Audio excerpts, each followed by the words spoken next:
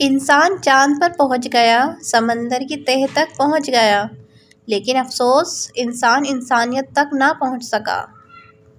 اگر زندگی میں کامیاب ہونا چاہتے ہو تو اپنی زندگی سے اگر مگر کو نکال دو۔ سمجھداری کی باتیں دو ہی لوگ کرتے ہیں، ایک زیادہ عمر والے، دوسرا جنہوں نے کم عمری میں بہت سی مشکلات دیکھی ہوں۔ کسی کا بھلا نہ ہو سکے تو برا کرنے کی کوشش نہ کرو۔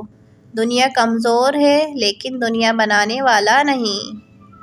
ہار اور جیت تو اپنے اندر ہوتی ہے، مان لو تو ہار ہے، ٹھان لو تو جیت ہے۔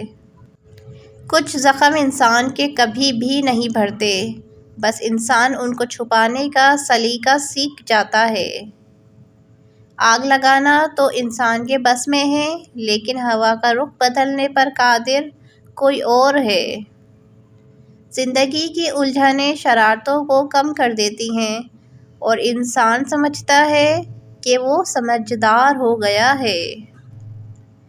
غصہ اور قانون دونوں بڑے سمجھدار ہیں، کمزور کو دبا دیتے ہیں اور طاقتور سے دب جاتے ہیں۔ اتنی دور جا کر حاجی بن سکتے ہیں تو ایک دوسرے کے قریب رہ کر انسان کیوں نہیں بن سکتے؟ وہ بلندی کس کام کی جس پر انسان چڑھے اور انسانیت سے گر جائے؟ انسان کو اپنے اندر جھانکنا آ جائے تو وہ دوسروں کے احساسات کو سمجھنے کے قابل ہو جاتا ہے۔ زندگی میں صرف خدا پہ بھروسہ کرو، لوگ کتنے بھی سچے کیوں نہ ہوں، جھوٹ ضرور بولتے ہیں۔ غیر ضروری تنقید وہ تلوار ہے جو سب سے پہلے خوبصورت تعلقات کا سر قلم کرتی ہے۔ جس زمین پر بارش نہ ہو وہاں کی فصلیں برباد ہو جاتی ہیں اور جس گھر میں دین نہ ہو وہاں کی نسلیں برباد ہو جاتی ہیں۔ ہر کسی کے لیے دعا کیا کرو، کیا پتہ کسی کی قسمت تمہاری دعا کا انتظار کر رہی ہو۔ زندگی کو ایک امانت کی طرح گزارو، ایک نہ ایک دن یہ اپنے مالک کو واپس کرنی ہے۔